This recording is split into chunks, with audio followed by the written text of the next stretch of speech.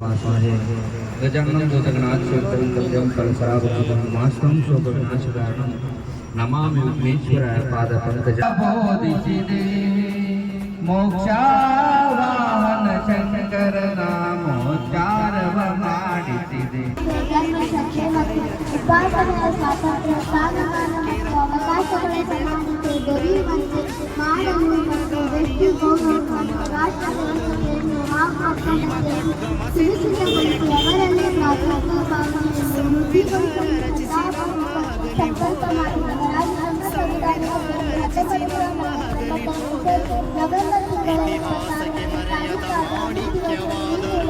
ಸಂವಿಧಾನವನ್ನು ಅಂಗೀಕರಿಸಿ ಅಸಲಿಯ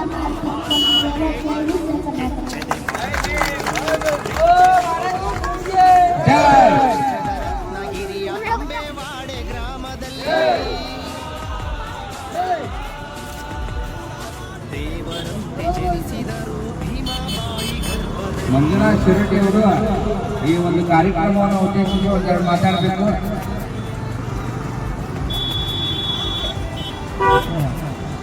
ಬಾಬಾ ಸಾಹೇಬ್ ಅಂಬೇಡ್ಕರ್ ಅವರ ಇವತ್ತು ಸಂವಿಧಾನ ದಿನದ ಅಂಗೀಕರಿತ ರಚನೆಯ ದಿನ ನಮ್ಮೆಲ್ಲ ದಲಿತರಿಗೆ ಹಾಗೂ ಗೃಹಿಣಿಯರಿಗೆ ಆರ್ಥಿಕ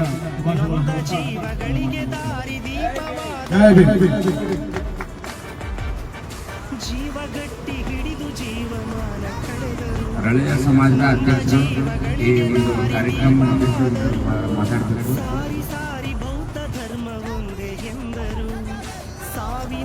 ಸಮಾನತೆಯ ಕನಸು ಕಂಡರು. ಬಾಬಾ ಸಾಹೇಬ್ ಅಂಬೇಡ್ಕರ್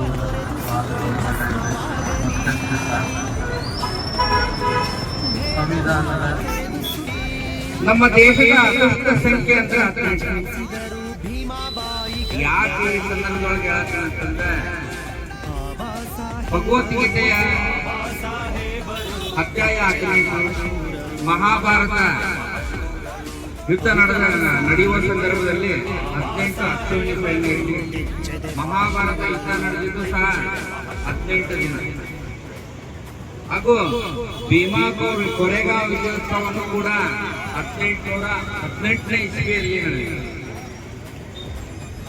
ಮತ್ತು ನಮ್ಮ ಶಬರಿಮಲೆ ಅಯ್ಯಪ್ಪ ಸ್ವಾಮಿಯ ಒಂದು ಮೆಟ್ಲೇನಿದಾವಲ್ಲ ಅವು 18 ಮೆಟ್ಲು. ಬಾಬಾ ಸಾಹೇಬ್ ಅಂಬೇಡ್ಕರ್ ಅವರು ಹಾಗೂ ಹಲವು ಪ್ರಮುಖರು ಹಾಗೂ ಹಾಗಿನ ಎಲ್ಲ ಹಿರಿಯರು ಈ ಸಂವಿಧಾನವನ್ನ ಬರೀಲಿಕ್ಕೆ 2 ವರ್ಷ 9 ತಿಂಗಳು 18 ದಿವಸಗಳು ತಗೊಂಡಿದೆ. 18 ದಿನಗಳನ್ನ ಅದಕ್ಕೆ ನಮ್ಮ ಭಾರತದ ಒಂದು ಏನಿಲ್ಲ ಈ 18 ಸಂಖ್ಯೆ ಬಹಳ ಶ್ರೇಷ್ಠವಾದ ಅಂತೇಳಿ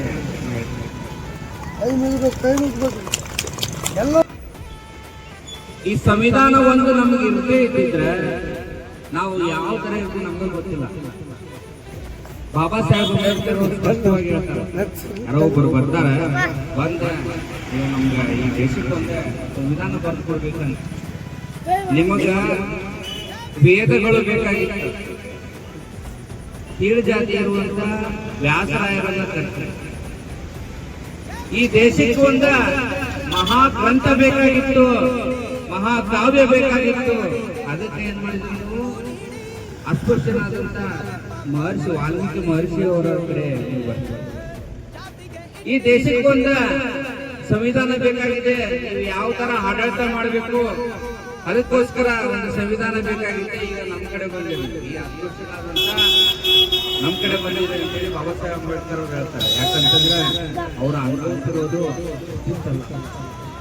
ಬಾಬಾ ಅಂತೇಳಿ ಹೆಸರು ಎಲ್ಲಿರ್ತಂತಂದ್ರೆ ಆ ಹೆಣ್ಣು ಮಕ್ಕಳಿಗೋಸ್ಕರ ತಮ್ಮ ಪದವಿಯನ್ನ ಅವರು ತ್ಯಾಗ ಮಾಡಿ ಅದಕ್ಕೆ ಇವತ್ತು ಬಾಬಾ ಅಂತೇಳಿ ಅವ್ರ ಹೆಸರು ಬಿದ್ದು ಏನು ಒಂದೊಂದು ಹೆಸರು ಬಿದ್ದಾವಲ್ಲ, ಹೆಸರು ಅದಾವಲ್ಲ, ಒಂದೊಂದು ಹೆಸರಿಗೂ ಒಂದೊಂದ ದೊಡ್ಡ ಅದರಿಂದ ಕಾರ್ಯ.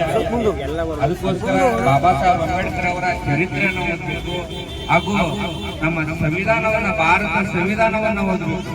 ಭಗವದ್ಗೀತೆಯನ್ನು ಓದಿ, ಬೈಬಲ್ ಓದಿ, ಕುರಾನ್ ಓದಿ, ಅದರ ಜೊತೆಗೆ ಸಂವಿಧಾನವನ್ನು ಓದ್ಬೇಕಂತ ಹೇಳಿ ನನ್ನ 2 ಮಾತನ್ನ ಮುಗಿಸ್ತಾ ಇದ್ದೇವೆ. ಜೈ ಜೈ.